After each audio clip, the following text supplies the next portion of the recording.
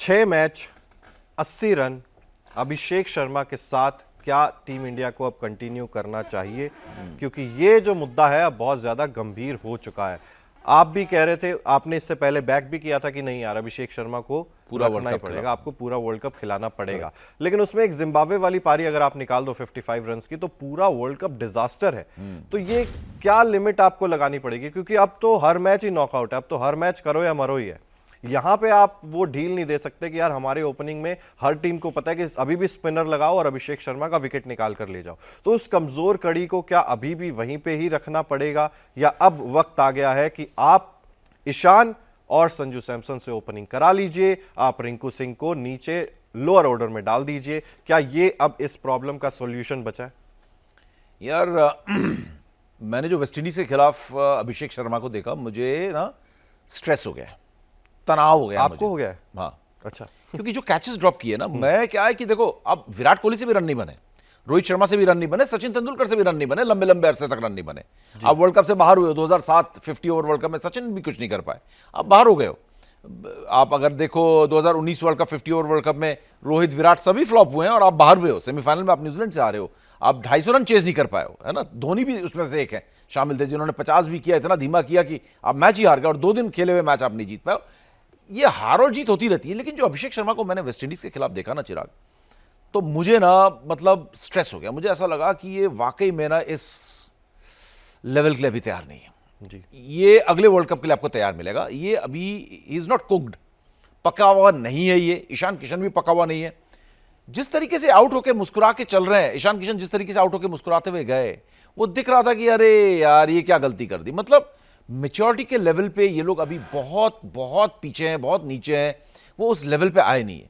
तो point is, Abhishek Sharma जब उन्होंने 2 कैचेस ड्रॉप किए ना, और खासकर जो पहला कैच ड्रॉप किया है और उसके बाद 11 गेंदों में 10 रन बनाए, आप अकील हुसैन की आखिरी गेंद फेस कर रहे हो, आप सीधे बल्ले से फेस कर लो, आपने 10 बॉलें खेल ली हैं, आपको पता है कि आज जो है आपका दूसरा मुकाबला, पिछले मैच में आप रन बना के आ रहे हो, बहुत क्रूशियल है, 195 आप चेज कर रहे हो, आपको बिल्कुल अवेयरनेस नहीं है कि आप क्या कर रहे हो, आपकी ओपनिंग की कितनी इंपॉर्टेंस है, पहले 6 ओवर की कितनी इंपॉर्टेंस है, आपको बाकी चीज़ों की भी अवेयरनेस नहीं है, क्योंकि आप खुद इतने तनाव में हो कि मेरे रन नहीं आ रहे, मेरे जी।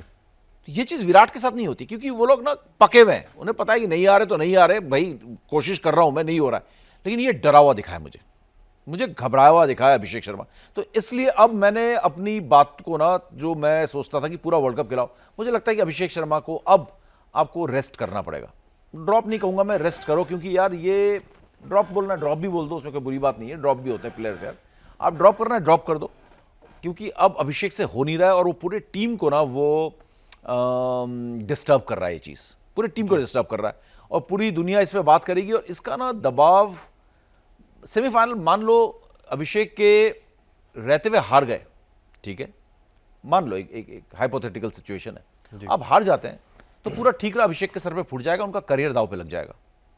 आप इस सेमीफाइनल से पहले अभिषेक को ड्रॉप करो।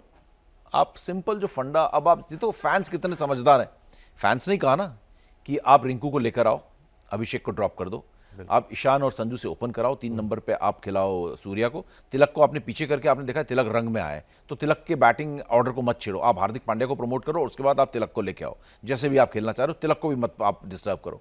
तो मुझे लग रहा है कि अब टाइम आ गया कि अभिषेक को फिक्स किया जाए, क्योंकि अभिषेक प्रॉब्लम को फिक्स किया जाए, क्योंकि अभिषेक प्रॉब्लम जो है वो मुझे अब सुलझती हुई नजर नहीं आ रही, क्योंकि वो डर वाले शेल में चला गया। वो शेल में नहीं है, डर वाले शेल में चला गया, वो घबरा गया है।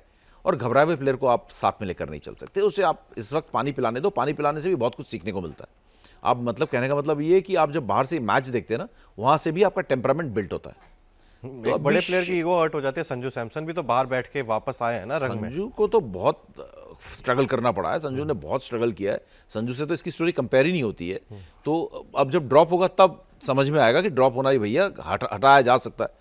तो अब वो टाइम आ गया, आपने वर्ल्ड कप के बीच में संजू को लेके आया, आपने एक चेंज किया, दूसरा चेंज भी जो है ना अब डिमांड कर रहा है वक्त। अब आप इसको इग्नोर करोगे तो सेमीफाइनल आपको उल्टाना पड़ जाए।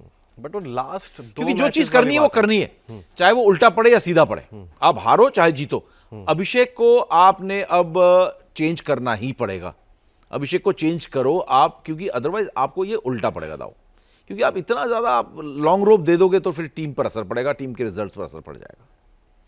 बिल्कुल। तो यहाँ पे अगर प्लेइंग 11 की बात करें तो हो सकता है अभिषेक शर्मा ड्रॉप हो जाए, लेकिन अगर नहीं होते हैं नहीं, मेरे हिसाब से मेरे लिए तो ड्रॉप करना चाहिए। आपका क्या विचार है इस पर? नहीं, बट मेरे हिसाब से सर अभी तो मुश्किल एक और मौका? एक और मौका नहीं, बीसीसीआई की तरफ से मत सोचो, वो तो मैं भी नहीं, समझ रहा मैं हूँ कि अपनी टीम तरफ से भी कह रहा हूँ, एक अपनी और तरफ से आप कह रहे हो कि एक और मौका दिया जाए। बिल्कुल, क्योंकि वो अभी मतलब ऐसा क्यों? मुझे एक पारी आई थी 55 की पिछले मैच में ही, तो जिम्बाब्वे के खिलाफ। हाँ, जिम्बाब्वे के खिलाफ ही आई थी। तो बट आप कन्विंस्ड हैं कि जिम्बाब्वे के खिलाफ अगर वो पारी आ गई तो वो अब सेमीफाइनल खेलने के वो लायक जो है? आपने कहा ना वो शॉट खेला 6 पारियों में 80, 7 पारियों में, 6 पारियों में 80, 6 पारियों में 80 सातवां वो एक मैच खेले नहीं। खेले नहीं थे, नमीबिया वाला मेरे ख्याल से था ना। तो आप कन्विंस्ड हैं 6 पारियों में 80 रन के बाद भी आप उनको सेमीफाइनल खिलाएंगे? ऑब्वियसली नहीं और हूं। वो भी आप सुपर 8 में जब आप देख रहे हो कि डरा सहमा हुआ एक बच्चा लग रहा है वो, और वो खेल नहीं पा रहा है, उसके बाद भी आप बट आपकी और सारी कई प्रॉब्लम्स है ना सर। आपने अभी तो शफल किया था बैटिंग ऑर्डर पूरा, अभी यहाँ पर आपके लिए चीजें कलेक्टिवली तो सही होनी शुरू हुई थी ना, कि आपने संजू को ओपन कराया। ठीक है, संजू ओपन में ही रहेंगे, बट तिलक बाद में आ रहे थे, सूर्या उसके बाद नंबर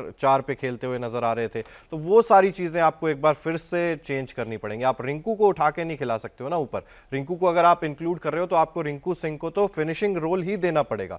तो वो सारा बैटिंग ऑर्डर आपको एक बार फिर से शफल करना पड़ेगा। जो चीज जिम्बाब्वे वाले मैच से बदली थी, जो चीज हमारे पक्ष में आई थी, तो आपको उसको भी चेंज करना पड़ेगा अभिषेक शर्मा के लिए। और ये वाली जो पारी थी अकील हुसैन की, वो गेंद मैं बिल्कुल मानता हूं कि उनको नहीं हवा में खेलना चाहिए था, लेकिन उससे पहले जो उन्होंने चौका भी लगाया था कवर्स के ऊपर से, तो ठीक नजर आ रहे थे, सीधे बैट से डिफेंस भी कर रहे थे।